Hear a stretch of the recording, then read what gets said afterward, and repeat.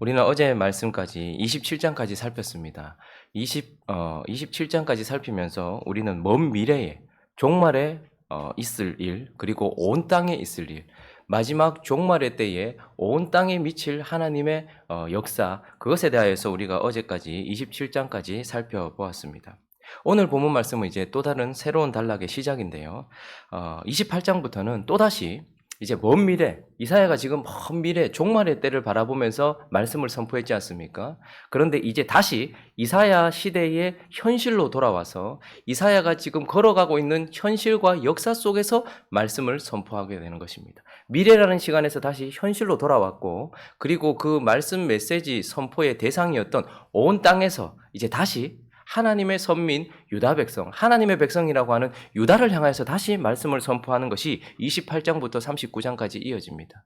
그러니까 24장부터 27장까지 우리 다시 정리를 해보면 1장부터 12장까지가 유다 백성들을 향한 메시지 선포였습니다. 그리고 13장부터 또 23장까지, 그렇죠. 이 13장부터 23장까지는 열방, 그들을 둘러싸고 있는 열방, 열국에 대하여서 말씀을 선포했고, 24장부터 27장까지는 먼 미래에 있을, 그리고 온 땅을 향한 메시지 선포였단 말입니다. 그런데 28장부터 다시 39장까지 한 단락은 그들의 시간, 이사야가 지금 사역하고 살아가고 있는 그 현실이라는, 현재라는 시간으로 돌아와서 그 대상이 또 누구라고요? 다시 하나님의 백성인 유다 백성을 향하여 메시지를 선포하고 있는 것입니다.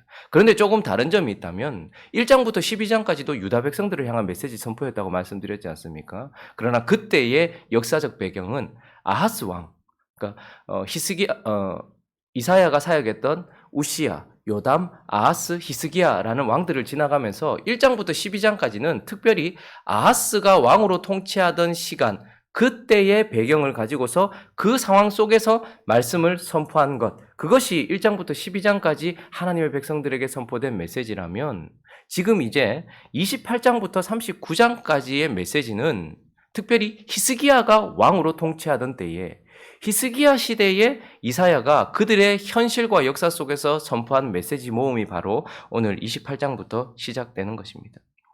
그래서 이제 다시 하나님께서 히스기야 시대를 걸어가고 있는 하나님의 백성들에게 이사야를 통해서 그들의 현실 속에서 그들의 백성들을 향하여 메시지를 선포하는데, 28장은 그들을 향한 책망과 그리고 권면이 나오고 있는데요. 하나님께서 그러면 이 히스기야 시대에 있는 하나님의 백성들에게 무엇을 책망하고 계시는지 몇 가지 살펴보려고 합니다. 첫 번째, 그들에게 책망하시는 것, 그것은 바로 경험을 통해 배우지 않음, 이것에 대해서 하나님이 책망하십니다. 저기 경험이라고 표현했는데 삶이라고 표현해도 될 것 같고 역사라고 표현해도 될 것 같아요. 그들에게 주어진 역사의 삶, 그러니 그들이 경험하게 되는 것이죠. 보게 되는 것이죠. 직접 체험하게 되는 거예요. 그것을 통해서 배우지 않는 자기 백성들을 향하여 하나님께서 책망하고 계시는데요. 28장 1절을 시작하면서 1절 한번 가볼까요? 1절 읽어보겠습니다. 시작.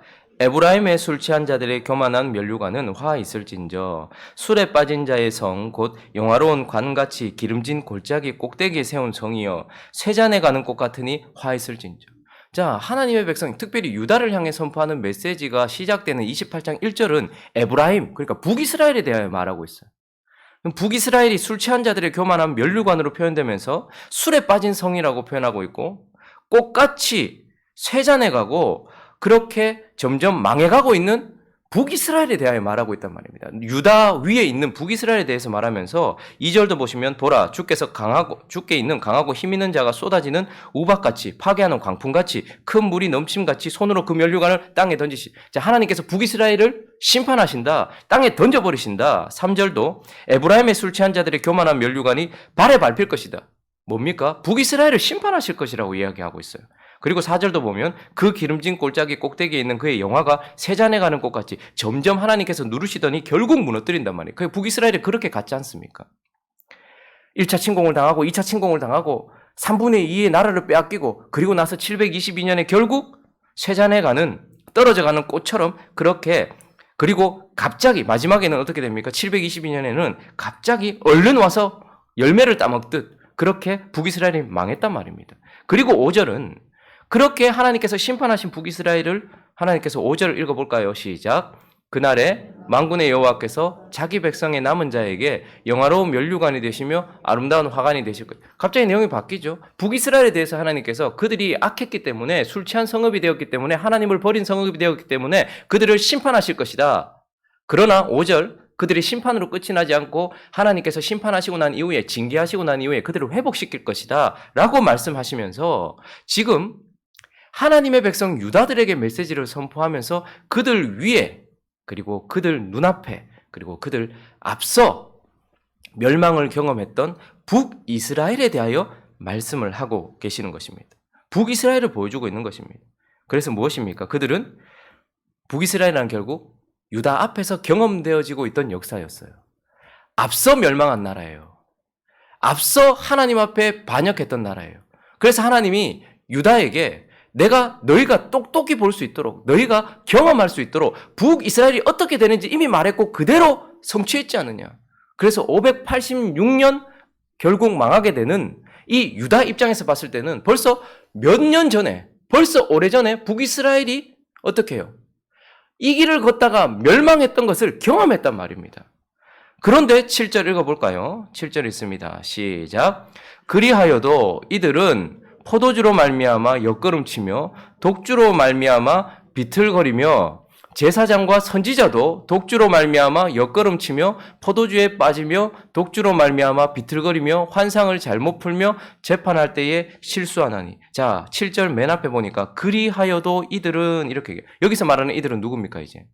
1절부터 6절까지는 북이스라엘에 대하여 하나님께서 심판하신다. 왜? 그들이 술 취한 성읍이 되었기 때문이다. 세상에 취했고 쾌락에 취했고 더러움에 취한 술 취한 성읍이 되었기 때문에 북이스라엘이 어떻게 되었다? 그들 눈앞에서 망했어요. 하나님의 나라라고 했던 10개 지파가 있었던 그 나라가 망했단 말입니다. 그런데 7절은 뭐라고 합니까? 그리하여도 이들은 이라는 것은 그리하여도 이 자들 또한 이러듯 그러니까 유다를 말하는 것입니다. 7절에 말하는 이들은 유다를 말하는 거예요. 자기 눈앞에서 하나님을 버린 술 취한 그런 성읍이 되어버린 북이스라엘이 망하는 것을 본 유다임에도 불구하고 그들은 똑같이 어떻게 했다는 거예요. 옆걸음치며 독주로 말미암아 비틀거렸다. 그들은 제사장과 선지자까지도 독주로 말미암아 옆걸음치고 포도주에 빠졌다라고 말하면서 북이스라엘이 그것 때문에 망한 것을 보면서도 어떻게 했다는 거예요. 유다는 똑같은 길을 걸어갔다 이렇게 말하는 거예요. 그들 눈앞에서 경험하게 했고 역사로 보여줬음에도 불구하고 똑같은 길을 걸어가고 있다. 경험을 통해서 하나님께서 체험하게 하신 역사를 통해서 삶을 통해서 배우지 않았다라고 말씀하고 있는 것입니다. 16절을 한번 가볼까요? 또 16절을 한번 읽어보겠습니다. 시작. 그러므로 주 여호와께서 이같이 이르시되 보라 내가 한 돌을 시온에 두어 기초를 삼았노니 곧 시험한 돌이요 귀하고 견고한 기초돌이라 그것을 믿는 이는 다급하게 되지 아니하리로다. 비유로 표현되었지만 어쨌든 하나님께서 시온에 누구를 뒀대요? 한 돌을 뒀는데 그것이 기초돌이래요. 귀하고 견고한 기초돌이래요. 누구를 말하는 것일까요? 유다의 진정한 왕 하나님의 아들 예수 그리스도를 의미하는 것 아니겠습니까? 그래서 하나님은 이스라엘 백성들에게 특별히 유다 백성들에게 삶의 어려움이 찾아오고 고난이 찾아오고 재난이 찾아오고 힘듦이 찾아왔을 때에 어떻게 하라는 거예요? 다른 것 의지하지 말고 시온에 있는 기초돌이 되시는 하나님을 의지해라라는 것을 보여주었단 말입니다. 그래서 그것을 의지하고 그래서 그를 믿는 이는 다급하게 되지 않을 것이다. 16절이 그렇게 말했죠. 그런데도 불구하고 15절 말씀 한번 읽어볼까요? 15절 말씀이 있습니다. 시작. 너희가 말하기를 우리는 사망과 언약하였고 수월과 맹약하였은즉 넘치는 재앙이 밀려올지라도 우리에게 미치지 못하리니 우리는 거짓을 우리의 피난처로 삼았고 허위 아래에 우리를 숨겼음이라 하는도다. 자, 지금 무슨 얘기를 하고 싶으냐면 히스기야 시대예요. 그런데 하나님은 언제나 하나님의 백성들에게 너희가 믿느니 하나님의 아들 예수 그리스도 그리고 유다의 진정한 왕을 믿으면 다급하게 되지 않을 것이니까 그 기초돌이신 하나님을 의지해라라고 말했어요. 자, 그런데 그 앞서 1장부터 12장까지의 배경이 되는 아하스 왕 때에 어떻게 했습니까? 그들은 아람과 북이스라엘이 동맹을 하고 유다를 침공했을 때 누구를 의지했어요? 아수르와 맹약을 했단 말입니다. 아하스 왕이 배경이었을 때 그들은 하나님을 의지했어야 되는데 어떻게 했다는 거예요? 아하스 왕은 아수르를 의지하고 아수르와 동맹을 맺어서 자기의 문제를 해결해 보려고 했던 그런 역사 때문에 아하스 왕 때 엄청난 피해를 입었단 말입니다. 아수르, 맹약했던 아수르 때문에. 그런데 지금 히스기야 시대에 그때의 아하스 왕 때 있었던 것과 똑같은 행위를 지금 하고 있다는 거예요. 그래서 15절은 선지자의 관점에서, 하나님의 관점에서 그들이 처음 아하스 왕 때에 아람과 북이스라엘의 동맹군에 의하여 고통을 당할 때 그들이 아수르를 의지하여서 그들과 언약을 맺었던 것과 같은 똑같은 영적인 방식으로 15절은 너희가 말하기를 우리는 사망과 언약을 맺었으며, 히스기야 왕 때는 누구를 의지했을까요? 바로 애굽을 의지했던 거예요. 그래서 저기 사망은 이집트를 말하는 것입니다.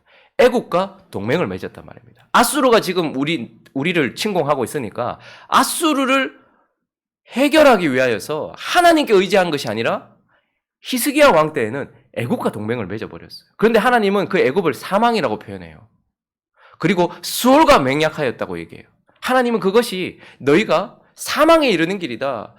이 위험한 상황 속에서, 이 고통 속에서 하나님과 언약을 맺고 하나님께 의지해야 되는데 너희가 지금 아하스 왕 때는 아수르를 의지해서 사망에 이르렀고 수월에 이르렀던 것과 같이 똑같이 지금 그걸 봤으면서도 이제는 또 이집트를 의지하느냐. 너희에게 사망을 가져다 줄 이집트와 언약하고 너희를 지옥에 빠지게 할, 수월에 빠지게 할 이집트와 맹약하였으며, 그런데 그들은 또 뭐라고 얘기합니까? 우리에게 이 넘치는 재앙이 미치지 않을 것이다. 이집트가 우리를 도와줄 것이다. 이렇게 생각하면서 우리는 거짓을 우리의 피난처로 삼았다라고 말하고 있는 것입니다. 지금 이사야가 무슨 말씀을 하고 싶은 것일까요? 너희는 하나님이 사랑하셔서 너희의 삶과 역사 속에서 경험하고 체험할 수 있도록 북이스라엘을 먼저 앞서서 너희가 지금 걸어가던 길을 걸어갔던 북이스라엘이 어떻게 된지 보여줬단 말입니다. 그런데 그걸 보면서도 유다는 똑같은 길을 걸어가고 있는 거예요. 그리고 아하스 왕 때에 아하스 왕이 어떻게 했는지를 봤단 말입니다. 그런데 그의 아들이 히스기야 시대에 똑같이 또 그렇게 하나님을 의지하지 않고 대상만 달라요. 아수르를 의지했느냐, 이집트를 의지했느냐. 똑같이 하나님을 의지하지 않은 방향으로. 그래서 그들에게 가르쳐 주었음에도 불구하고 그 경험을 통하여 배우지 않은 하나님의 백성들을 향하여 지금 하나님께서 경고하고 계시는 것입니다. 하나님은 우리 한국교회를 참 사랑하시는 것 같아요. 그리고 하나님은 저와 여러분을 참 사랑하시는 것 같아요. 그래서 우리 앞에 북이스라엘 같은 그런 거울을 두셨어요.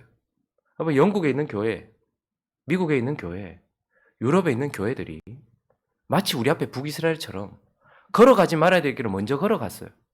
그런데 그걸 걸어간 그것을 우리는 보면서도 똑같이 걸어가려고 하는, 하나님의 사랑을 저버리려고 하는 모습을 보여주기도 합니다.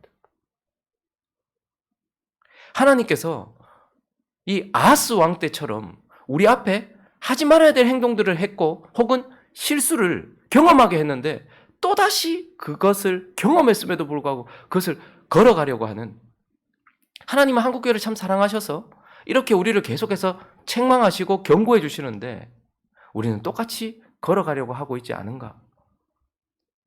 경험을 통해서 배우지 않은 하나님의 백성들을 향하여서 하나님은 지금 책망하고 계시는 것입니다.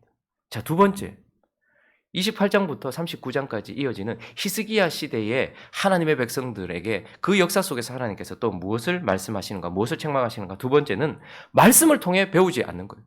하나님이 경험을 통해서 배우게 하셨음에도 불구하고 그걸 배우지 않았고, 이번에는 말씀을 통해서 가르쳐 주고 계시는데도 불구하고 그들은 배우지 않았다라고 책망하고 계십니다. 9절 말씀 한번 읽어볼까요?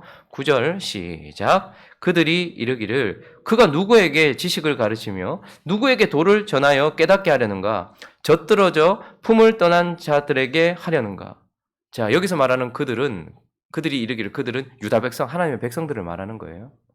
그리고 또 그 다음에 그가 누구에게라고 말할 때 그가라는 것은 하나님이기도 하고 하나님이 보내신 이사야 선지자를 말하기도 합니다. 그러니까 지금 이것을 쉽게 여러분들이 이해할 수 있도록 제가 메시지 성경 버전으로 한번 읽어드리겠습니다. 9절을 제가 읽어드릴게요. 9절, 10절을 이렇게 표현하고 있는데, 대체 네가 뭔데 우리를 가르치려 드느냐? 대체 네가 뭔데 우리에게 어른 행세냐? 우리가 젖먹이도 아닌데 왜 애한테 말하듯 이것저것 하며 착하지 꼬마야 하면서 나를 가르치려 하느냐 이런 뜻입니다. 자, 9절을 보시면 그들이 유다 백성들이 이렇게 말하는 거예요. 그가 누구에게 지식을 가르치며 누구에게 도를 전하며 깨닫게 하려는가? 이 말은 네가 뭔데 우리를 가르치려 하느냐? 젖떨어져 품 떠난 자들에게 우리가 무슨 젖먹이냐? 뭘 모르는 줄 아느냐? 마치 우리가 젖먹이인 것처럼 아무것도 모르는 아이인 것처럼 우리에게 하나님의 말씀을 가르치려고 하느냐? 우리가 다 알고 있는데 라고 말하는 것입니다. 그리고 10절 읽어볼까요? 10절 시작. 대저 경계에 경계를 더하며 경계에 경계를 더하며 교훈에 교훈을 더하며 교훈에 교훈을 더하되 여기서도 조금 저기서도 조금 하는구나 하는도다. 자, 지금 그래서 아까 전에 제가 이렇게 말씀드렸죠. 우리가 젖먹이도 아닌데 왜 애한테 말하듯이 그렇게 가르치느냐? 이렇게 지금 조롱하고 있는 거예요. 근데 10절을 보면 우리 말로 번역될 때 경계에 경계를 더하며 경계에 경계를 더하고 경계라는 제가 이 원어를 찾아보니까 왜 저렇게 왜 애한테 말하듯이 했다라고 이렇게 표현했나 보니까 경계라는 단어는 차부입니다. 차부예요. 그리고 교훈이라는 단어는 카부입니다. 자, 그런데 한번 보세요. 차부, 카부 비슷하죠? 이거 비슷하죠? 그래서 저걸 그냥 원어 그대로 제가 읽어드리면 차부, 라차부, 차부, 라차부, 카부, 라카부, 카부, 라카부. 그리고 여기서 조금, 저기서 저에르샴 이렇습니다. 자, 이거 그러니까 보세요. 차부, 라차부, 차부, 라차부, 카부, 라카부, 카부, 라카부, 저에르샴. 그러니까 선지자 이사야가 선포하고 있는 메시지를 마치 우리가 아이들에게 아빠, 엄마, 이모, 빠빠, 응가 이렇게 가르치듯이 비슷비슷한 말을 반복해서 하듯이 쉬운 말을 반복해서 하듯이 지금 이사야가 선포하고 있는 하나님의 메시지를 마치 그렇게 받아들이면서 조롱하고 있는 거예요. 네가 뭔데? 내가 하나님의 말씀 다 알고 있는데 네가 뭔데 우리를 어린애 취급하듯이 카부 라카부 차부 라카부 하면서 저에르샴 하면서 우리를 가르치려고 드느냐라고 말하면서 선지자가 선포하는 메시지에 대해서 어떻게 생각하는 거예요? 우습게 생각하는 거예요. 그러니까 지금 유다 백성들은 경험을 통해서도 배우지 않을 뿐만 아니라 하나님께서 이사야를 통해서 지금 하나님의 말씀을 선포하고 있었단 말입니다. 그런데 그 선포되는 메신저인 이사야를 향해서는 어떻게 생각하는 거예요? 말씀을 가르치는 자를 무시하고 있는 거예요. 네가 뭔데 나를 가르치려고 들어? 내가 하나님의 말씀을 몰라? 네가 나보다 하나님을 더 잘 안단 말이냐? 라고 하나님의 메신저를 무시하고 있을 뿐만 아니라 그리고 그 메신저의 메시지 그 하나님의 말씀을 지금 어떻게 받아들이고 있는 거예요? 늘 반복되는 똑같은 말로 그냥 듣기 싫은 잔소리 이런 소리로 느끼고 있는 것입니다. 그저 지겨운 똑같은 소리로 또 그 얘기 복음, 심판, 회복, 위로 또 그 얘기가 그렇게 받아들이고 있었다는 것이고 뿐만 아니라 마치 어린애를 가르치는 말인 것처럼 수준다는 말로 생각을 하고 있었다는 것. 그래서 그들은 하나님께서 하시는 말씀을 통해서도 배우지 않고 있는 것을 보게 되는 것입니다. 하나님의 백성들이 경험을 통해서 가르치는 북이스라엘의 역사와 아하스 왕 때의 역사와 경험과 삶을 통해서 가르친 것에 대해서도 배우지 않을 뿐만 아니라 하나님께서 이사야를 통해서 말씀하시는데 이사야도 무시하고 그의 메시지도 무시하면서 말씀을 통해서도 배우지 않고 있는 하나님의 백성들을 보게 되는 것입니다. 하나님의 백성들에게 있어서 이런 모습이 있죠. 여러분들은 말씀을 통해서 배우고 계십니까? 말씀을 통해서 배울 때에 중요한 것은 메신저를 분별하는 것입니다. 진짜 저 사람이 하나님께서 보내신 사람 맞는가? 그것은 그 사람의 삶과 그리고 그 사람의 메시지 내용을 통해서 분별되어집니다. 그렇게 그 말이 하나님의 말씀이라면 그 말씀을 통해서 배워야 되는데 또 그 얘기가 다 안다. 내가 무슨 애도 아니고 이렇게 받아들이고 있었던 하나님의 백성들에 대하여 하나님께서 책망하시는 것입니다. 그래서 이제 하나님께서 지금 무엇을 명령하고 계실까요? 이런 그들, 경험을 통해서도 말씀을 통해서도 배우지 않는 그들을 향하여서 23절 말씀. 하나님께서 세 번째 이렇게 말씀하십니다. 들으라. 라고 하나님께서 이제 명령하고 계시는 것입니다. 23절 말씀 읽어보겠습니다. 시작. 너희는 귀를 기울여 내 목소리를 들으라. 자세히 내 말을 들으라. 자, 들으라 라고만 말씀하시지 않고 앞에 뭐라고 말합니까? 귀를 기울여 내 목소리를 이사야를 통해서 선포되고 있어도 그것은 하나님의 목소리였어요. 그래서 귀를 기울여서 들으래요. 여러분 그냥 듣는 거 말고 여러분도 그렇지 않습니까? 주변에 뭐 아내가 이야기하든 남편이 이야기하든 부모가 이야기하든 자식이 이야기하든 듣기는 들어요. 그런데 귀를 기울여 듣지 않아요. 그래서 그냥 귀에서 귀로 지나가 버려요. 마음으로 들어오지 않고 우리의 삶에 묻어있지 않은 것이죠. 그리고 어떻게 합니까? 자세히 내 말을 들으래요. 자세히. 우리의 삶을 우리가 귀를 기울여 들을 필요가 있고 자세히 들을 필요가 있습니다. 하나님의 말씀을 귀를 기울여 들을 필요가 있고 자세히 들을 필요가 있다는 말입니다. 그래서 하나님은 하나님의 백성들에게 내 말을 귀를 기울이고 자세하게 들으라라고 말씀하고 있는 것입니다. 그러면서 24절부터 한번 읽어보겠습니다. 24절부터 한 비유를 이야기하고 있는데 24절 읽어봅니다. 시작. 파종하려고 가는 자가 어찌 쉬지 않고 갈기만 하겠느냐? 자기 땅을 개간하며 고르게만 하겠느냐? 지면을 이미 평평히 하였으면 소회양을 뿌리며 대회양을 뿌리며 소맥을 줄줄이 심으며 대맥을 정한 곳에 심으며 귀리를 그가에 심지 아니하게. 자, 먼저 농사, 지금 농부의 비유를 얘기하고 있는데 파종하려고 하는 자, 그리고 파종해서 추수하려고 하는 자가 땅을 갈죠. 근데 갈기만 합니까? 갈았으면 어떻게 합니까? 뒤집어 엎었으면 평평히 하죠. 평평히 한단 말입니다. 자, 목적을 위해서 그렇게 한단 말입니다. 그리고 나서 이제 파종을 할 때에 25절을 다시 보시면 평평히 했으면 소회양, 저게 확실히 뭔지는 몰라도 소회양, 대회양, 뭐 밀, 대회양을 보리 이 정도로 생각하면 될 것 같아요. 밀은 뿌린대요. 그리고 보리도 뿌린대요. 그런데 소맥은 어떻게 한대요? 소맥이 아마 밀 정도로 생각하면 되겠죠. 어쨌든 어떤 식물이겠죠. 근데 그건 줄줄이 심는데요. 대맥은요, 정한 곳에 심는데요. 그리고 귀리는요, 가에 심는데요. 그러니까 식물을 농부가 농사를 지을 때 땅을 갈았으면 그것을 어떻게 한다는 거예요? 그 특성에 맞게끔 똑같이 하는 것이 아니라 이건 이렇게 하고 저건 저렇게 하고 요건 여기에 심고 요건 요렇게 심고 뭐 이거는 뿌려야 되는 거고 요거는 심어야 되는 거고 요거는 가에 심어야 되는 거고 요런 게 있단 말입니다.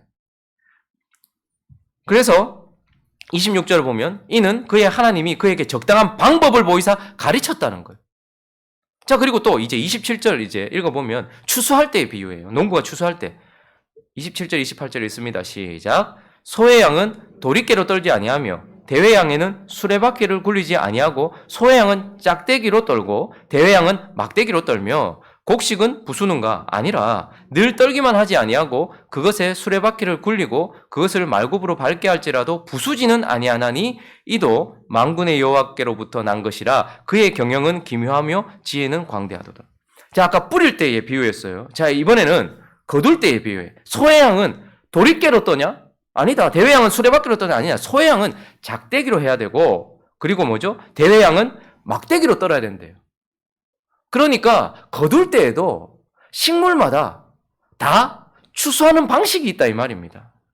28절에도 보면 곡식을 부수는가 아니라 늘 떨기만 하지 아니하고 수레바퀴를 굴리고 그것을 밟을지라도 부수지는 아니하고 그러니까 전 농사를 잘 모르지만 뭐 복숭아는 이렇게 키워야 되고 그리고 살구는 이렇게 키워야 되고 사과는 이렇게 해야 되고 배는 이렇게 해야 되고 포도는 이렇게 해야 되고 그리고 거둘 때에도 이거는 이렇게 해야 되고 저거는 저렇게 해야 되고 보리는 이렇게 농사하시는 분들 있으니까 아실 것 아닙니까?